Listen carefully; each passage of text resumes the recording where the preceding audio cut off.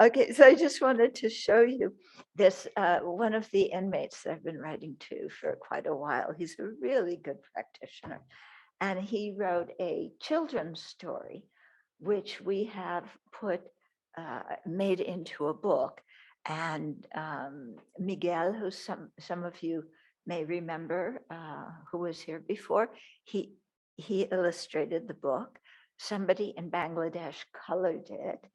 Al, the inmate, was the one who wrote it, and then Kadro, our friend in Louisiana, you know, made it into a book.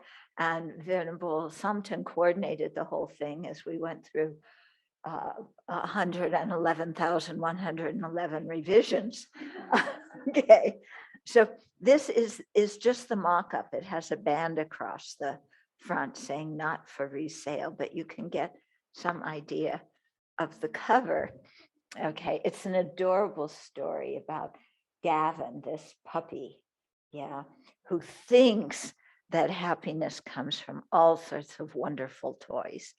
And so he goes in the park, and first he's just lying peacefully in the grass.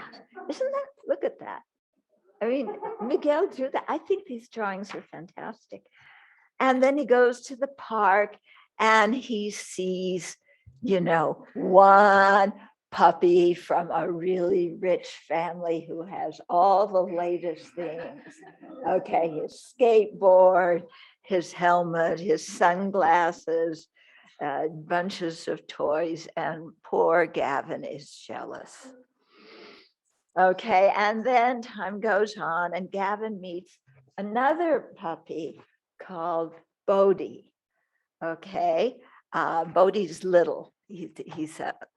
So Gavin, even though he's a puppy, is much bigger than Bodhi, and Bodhi's older. Okay, but Bodhi has something special about him because everybody in the park likes Bodhi. Okay, all the ferrets and the animals and everything. And I'm going quickly through the story.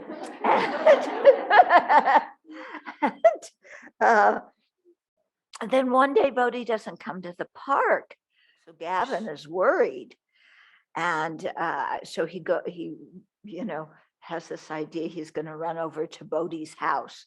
So he knocks everybody over as he's running over to Bodhi's house. The poor chipmunk, all of his walnuts got scattered. So he arrives at Bodhi's house. The first time he went to Bodhi's house, he met Bodhi's mom, who said Bodhi has cancer. And so he's been sick for a while, so he's out today, but come back tomorrow. So poor Gavin is depressed, his friend is really sick. So he goes home and he's just like miserable. So his mom and dad, console him and talk to him and, let him know that this is what life is about. Even the squirrel, kind of tells Gavin it'll be better. So then Gavin decides to go to Bodhi's house again. And he gets to Bodhi's house. And who is in the front yard? A cat. And this cat, says, I live here, and Bodhi's my brother. And Gavin is going, wait a minute, a cat is saying that a dog is her brother and saying, I live here. And yeah, so he has a hard time handling it. Finally, he gets to see Bodhi. He's so happy again. And then Bodhi's dad invites them all in to have a snack. And so here's Gavin, who cannot believe that he's talking to a cat. Cats are like from some other realm somewhere. And they have a snack. Gavin and Julie are having the snack together. And the cat food is the best thing that Gavin has eaten in a long time.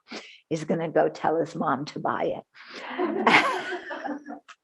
And then he and Bodhi start talking, and Bodhi, just explains to him, yeah, people get sick and I keep my mind in a positive frame, but your coming to visit me really meant a lot to me. And, I really appreciate your support. And so, when Gavin leaves Bodhi's house, he feels really different because he had this really close connection with Bodhi, but they weren't playing with expensive toys when they did it. Yeah. And so he really began to think, well, what is it that brings meaning and happiness in my life? And he begins to look at things different. And so now he's not intimidated by all the other bossy dogs in the park who would growl at him and pick at him because they were bullies and he was just a little puppy. Okay. So he really learned something very big. And now he can be with all the other dogs who used to be bullies, and they are all chasing the Olympic ball together. The end. Okay, and that's Al and Miguel. This project has been a long time in working, to get it all put together with the people and all, but it's quite exciting. And I think Al, the inmate, will be totally thrilled when he sees it. Yeah, he'll be so happy. And he's writing another story now for children whose parents are incarcerated.